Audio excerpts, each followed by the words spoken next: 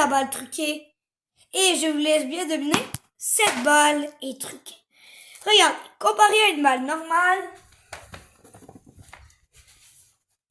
ça c'est la balle normale et ça c'est la balle truquée.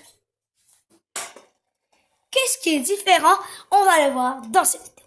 Premièrement, de un, vous avez vu, là il y a du scotch tape. Essayez de faire des jongles avec et vous allez révéler qu'est-ce que c'est.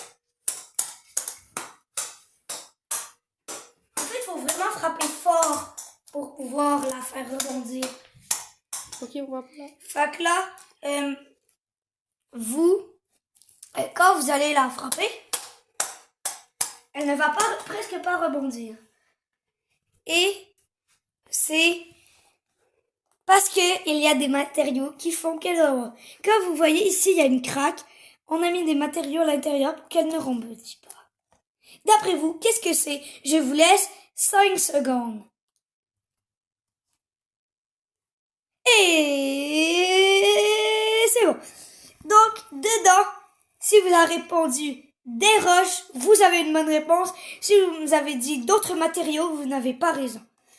Si vous avez dit du scotch tape, bah, sur le dessus, il y a du scotch tape, mais pas dans la balle. C'est ce que j'ai posé dans la balle. Donc, en fait, dedans, il y a des roches, ce qui fait que ça rebondit pas. Donc, si on peut comparer à une balle normale, dedans, il y a de l'air. Il n'y a pas des roches, ce qui fait que ça rebondit pas. Donc, après, on va vous montrer comment on fait pour que l'autre réussisse à la frapper. Donc, il y a une seule façon que l'autre obtient la balle quand tu fais ton service. C'est qu'il fasse une volée. Si elle rebondit par terre, c'est impossible qu'il ne puisse la toucher parce qu'elle ne va juste pas rebondir. Exemple. Et ça ne rebondit pas. On va avoir un beau petit combat de volée. Donc, dans cette vidéo, on va faire un combat de volée et on va continuer sur l'explication de cette balle truquée. Donc, on a fait une petite amélioration sur cette balle. Donc, à la place, on l'a soudée avec de la colle chaude. Donc, c'est parti pour la combat de volée. C'est pas vraiment un combat de volée. C'est juste pour montrer à quel point les volées sont importantes avec cette balle. Donc là, on va voir. Regarde. Maintenant, je fais mon service. Attends par terre. C'est sûr et certain que je vais pas l'avoir parce qu'elle ne rebondit pas. Admettons, je l'avance. Ah, je la frappe. C'est la chose la plus importante à faire quand t'es avec cette balle.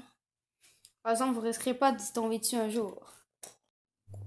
Donc, on va expliquer.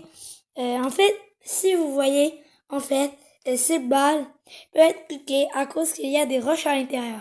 En fait, pourquoi elle est truquée? Il y a des roches à l'intérieur, ce qui augmente la masse. Et c'est ce qui fait que la balle est plus lourde quand elle rebondit au sol.